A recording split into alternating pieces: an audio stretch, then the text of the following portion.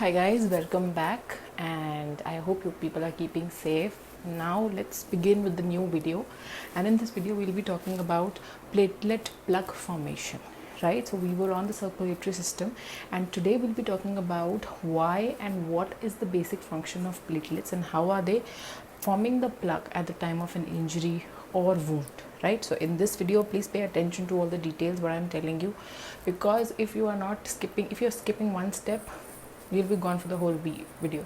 So better be attentive in this video. So let's start.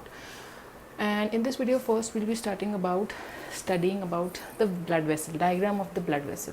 So what happens, this is the diagram of the blood vessel entirely from here to here. Just don't focus on this portion right now, just focus on this portion right now. So in this portion I have already drawn, this is the first line, this is the beginning of the blood vessel, and this is the lumen. Lumen means the empty space, right? So this is the lowermost lining which is known as the subendothelium. Let me just grab a marker.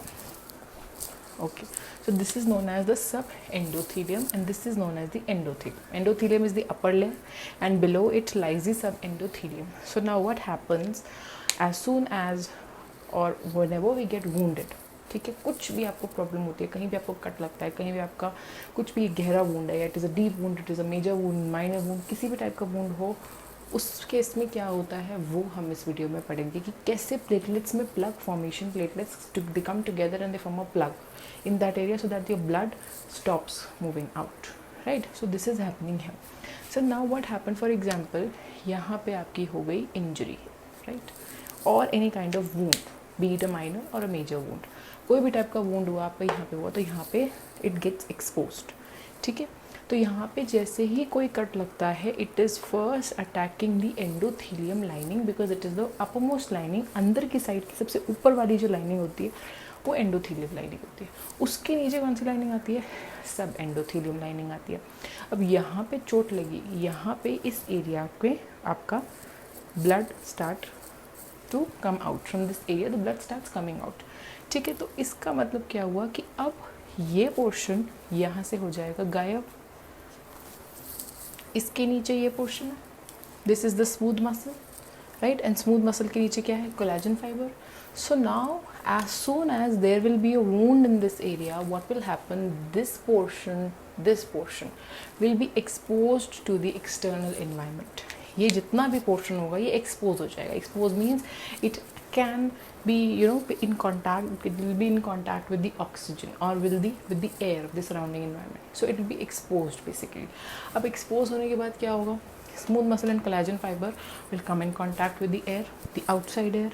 Now what will happen, जैसे ही यहाँ पे wound लगता है, वहाँ पे उसी time एक first indication होता है कि अब यहाँ पे प्लेटलेट प्लग फॉर्मेशन स्टार्ट होगा, ठीक है. तो जब भी हम बोलेंगे कि प्लेटलेट का जो प्लग फॉर्मेशन है वो कब स्टार्ट होगा, वो तब स्टार्ट होगा जैसे ही यहाँ पे कोई भी आपको चोट या वूंड लगेगी, उसी time there will be a start और the production of the platelets at a very high speed, ठीक है. वो तो ठीक है, ये सब एक्सपोज भी हो गए. अब क्या होगा, as soon as they will be exposed, अब क्या होगा, यहाँ पे एडीपी की फॉर्मेशन शुरू हो जाएगी. एडीपी इज एडिनोसिन डाइफॉस्फेट, ठीक है. एडीपी में अगर आप इनऑर्गेनिक फॉस्फेट ऐड करते हो तो वो क्या बनाता है? ATP. But here what is coming? ADP, that is adenosine diphosphate.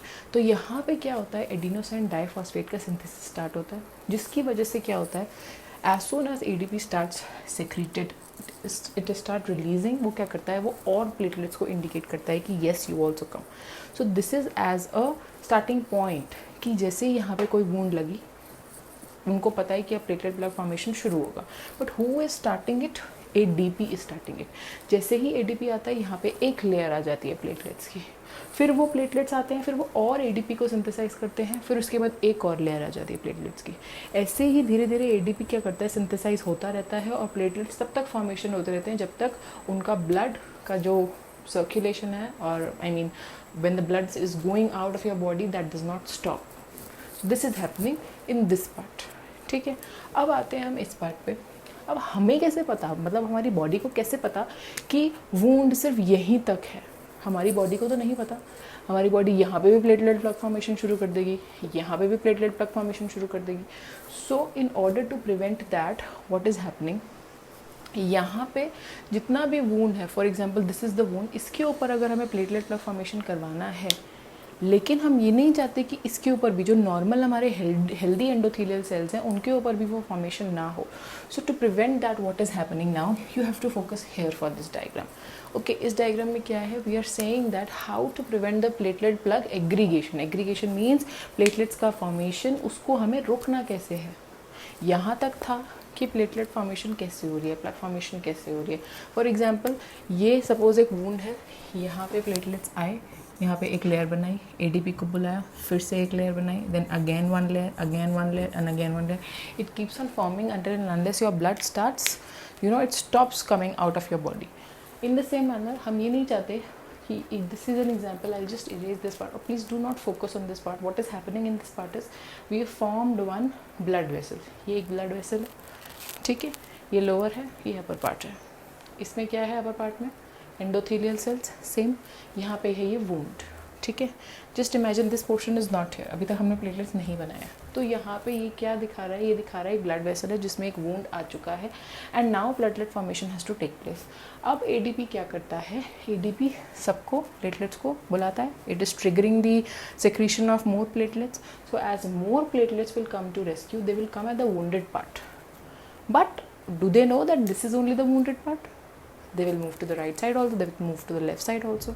So अब ADP मेन फंक्शन, ADP का यहाँ पे मेन रोल क्या होता है कि वो क्या करता है, वो जितने भी एंडोथेलियल सेल्स हैं उनको स्टिमुलेट करता है और वो सिक्रीट करते हैं नाइट्रिक एसिड एंड प्रोस्टासाइनिन. ठीक है, नाइट्रिक एसिड एंड प्रोस्टासाइनिन के रिलीज होते ही हमें क्या बोलता है, यहाँ पे एक स्मूथ स्लिपरी सा सब्सटेंस क्रिएट हो जाता है, जिसकी वजह से only the ATP will have to produce more platelets which will come here and form the plug. They will not move here and there. तो ये एक indication है, nitric acid and prostaglandin is an indication for the ADP so that all the platelets can come to only this part. They will not move to the right or left. क्योंकि अगर इन्होंने हमें ये release नहीं कराया तो जितना भी हमारा प्लेटलेट फॉर्मेशन हो रहा है वो इस साइड को भी करेगा, वो इस साइड को भी करेगा. Right, so that will be a problem for us, because अंदर ही अंदर अगर प्लेटलेट्स जमने लग जाए, दूसरे को डिपॉजिट होने लग जाए, ब्लड क्लॉटिंग हो जाएगी वहाँ. So that will be causing a problem. So this is how platelet formation is basically happening, and how can the aggregation be stopped in case of healthy endothelial cells. So this is happening here. I hope this video is clear about the platelet plug formation. That starting में हमने यही बताया कि platelet plug कैसे बनता है, ADP की formation होती है, जैसे ही wound यहाँ पे create होता है, it is creating a environment for the platelets to know that yes we have to come into function now. तो उसकी वजह से वो function में आते हैं और यहाँ पे ये mechanism start होता है. Right, I hope this is clear to all of you. This concept is very simple, very simple and very easy. So अगर इसमें कोई problem हो, you can comment down below and you can generally ask, right?